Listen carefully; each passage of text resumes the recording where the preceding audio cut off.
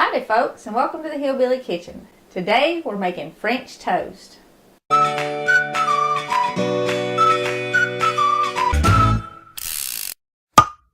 Now, French toast is really easy, and it's a good breakfast to make when you got a lot of people.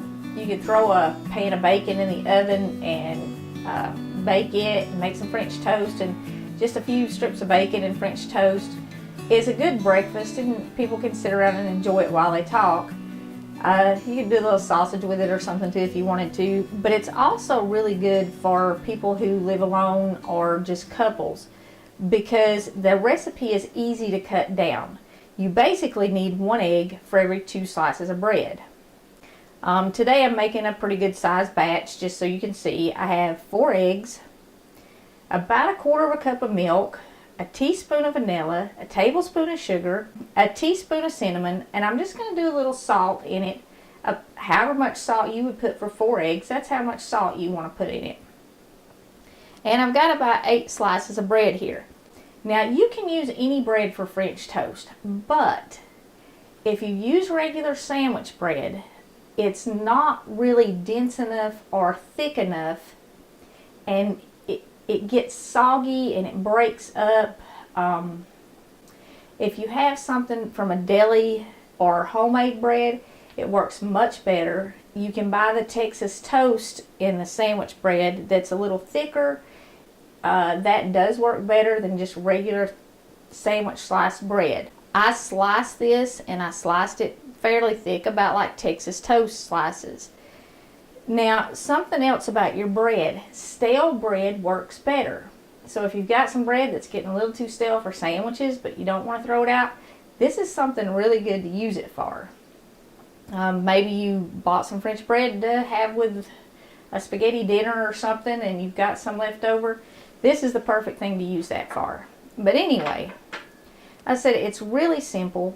The biggest way you can mess it up is to use really fresh sandwich sliced bread, and it just gets too soggy. Sprinkle your salt in there. I said just however much you'd use for 4 eggs. And I'm going to put the milk in. A lot of recipes that I've seen call for way too much milk. You want a little milk because that's going to kind of fluff your eggs up, and it's also going to help it soak into the bread. But if you get too much milk, again, you're going to have soggy bread, and it's going to break up when you try to fry it. The vanilla and the sugar. The sugar and the cinnamon are both optional, and I've seen a lot of recipes with a lot more sugar in them. You don't want to do too much sugar because that sugar will burn when you start to fry it, and your French toast will just turn black. But a little bit of sugar helps it brown and makes it pretty. I've also seen recipes with a lot of spices in them too. I think just the cinnamon is plenty. And I'm just going to use a fork to beat these up with. You want a shallow bowl like this. If you use a deep bowl or a bowl with a rounded bottom, you're not going to be able to get all the egg out of it onto the bread. So a shallow flat bottom bowl works best. I know I'm going to have about probably 100 comments that say, if you mix the cinnamon in with the sugar, it'll mix in the eggs easier. Yes, it will. If you combine the cinnamon and the sugar before you put them in your eggs, you won't have the lumps of cinnamon in your egg. Okay, that's pretty good. You want to mix your eggs until they're a little bit frothy, not too much, but you don't want any big chunks of egg. I've got a little bit of yolk there that's not blended in good. But the big chunks of white, they make a real uneven look to your French toast. So whip it up enough so you got most of that beat in, and you do need some syrup to top this with. So let's go to the stove.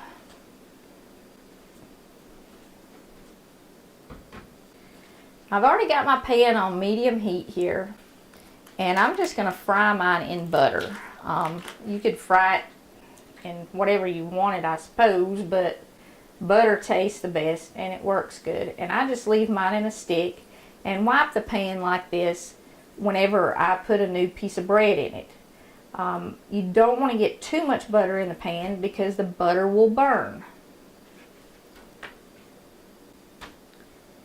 You want to make sure you drench your bread really good, roll it over, but again, you don't want to soak it in the egg mixture so long that it gets soggy and it breaks apart. Let the excess kind of drip off and then put it in the pan.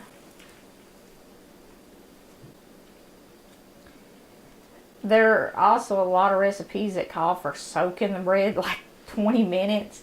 I wouldn't recommend that either, because you're going to have a pan full of soup if you do that.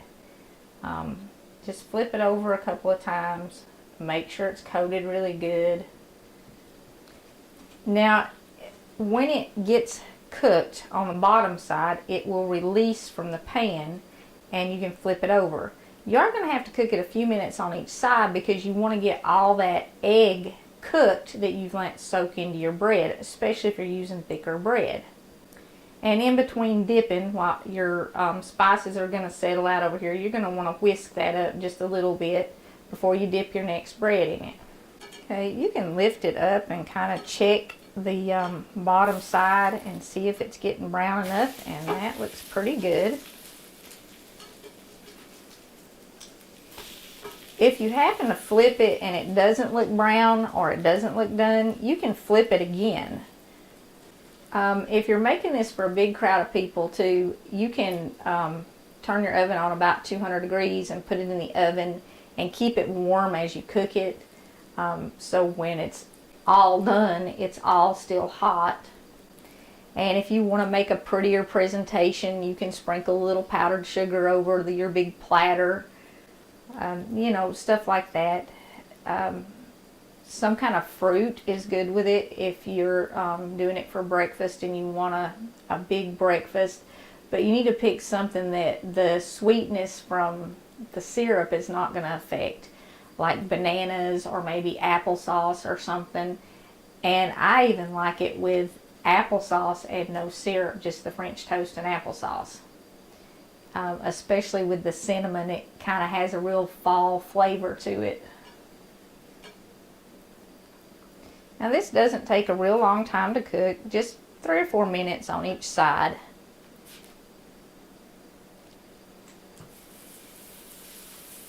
You do want to butter your pan every time, just lightly. I say give your egg a little beat there. And then start dipping the next bread. And you can see my butter is starting to turn brown. I really should have had that bread in there and ready to go as soon as I took the other pieces out. But if you just lift it up off the heat a little bit until you get it in there, that'll keep it from burning.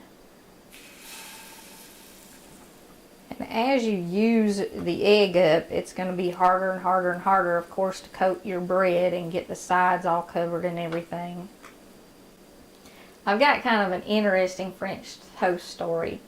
When I was a kid, my dad always made homemade bread.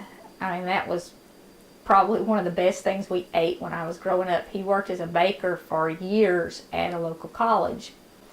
And when I was 15 years old, my Uncle Chris worked for Eastern Airlines, and he would get so many passes every year for like $100. You could fly anywhere round trip for $100. Of course, you had to fly standby, but $100 plane ticket in those days was unheard of. I mean, it was still thousands of dollars to fly round trip across the country. So we were all having our summer get together at Nanny and Pop-Pop's house, and my Uncle Chris offered some of those $100 tickets to my dad.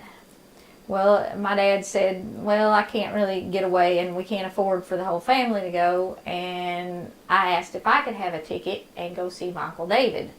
And my Uncle David lived in Utah. And I'd never been on a trip like that before, never been on a commercial flight or anything like that. So I worked all the rest of the summer to get $100 to buy that plane ticket and fly out to Utah.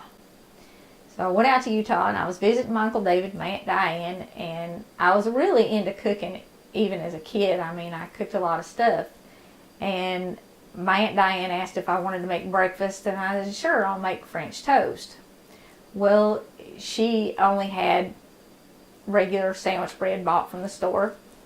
And at that time, there was a lot of stuff that I didn't understand.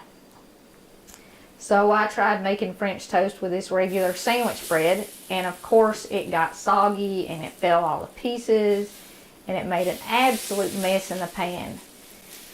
And we had to have cereal or something for breakfast, and I could not figure out what happened to that French toast. And she said, well, maybe it's the pan. What kind of pan you use and stuff. And you know, it's crazy the stuff you remember. That was 35 years ago or longer, and I remember that French toast, and I know exactly what happened to it now, Aunt Diane. It was that sandwich bread that came from the store. It was too thin and it was too soft. So that's what happened to our French toast breakfast. This time I definitely want to lift this pan up off the heat just a little bit, because the pan is very hot now. The stove is very hot. That butter will burn quick. And I think this is all the bread. That actually did exactly 8 slices. And my bread was pretty stale. This was actually about 3 days past the sell-by date. But because I heated it up, making the French toast out of it, it's really soft now. So this is a great way to get rid of that stale bread. A delicious way to get rid of that stale bread. And it's really pretty quick. I mean, this whole batch took maybe 15 minutes. So if you gotta cook something for a big crowd, you can literally just serve the French toast. And you could have enough for, I don't know, 7 or 8 people in 20 minutes. So it's a great breakfast when you've got a lot of people. You don't have to spend hours cooking it. It cooks so fast because the bread's already cooked. All you're really doing is cooking the eggs on it.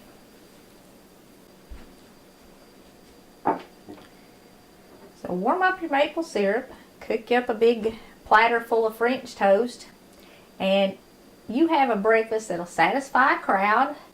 Or maybe if it's just you by yourself, like I said, it's really easy to cut the recipe down. An egg will do about 2 pieces, which is great. And it'll warm up a cold winter day. This is a great breakfast, maybe if you've got a bunch of people over and you're going to go out and do some holiday shopping or pick out the Christmas tree or whatever. You can fill everybody up with a nice hot breakfast, get them warmed up, and get them out the door without spending all day in the kitchen cooking. Thank you so much for joining us in the Hillbilly Kitchen. If you haven't already, please don't forget to click like and subscribe before you leave. And until next time, remember to put God first.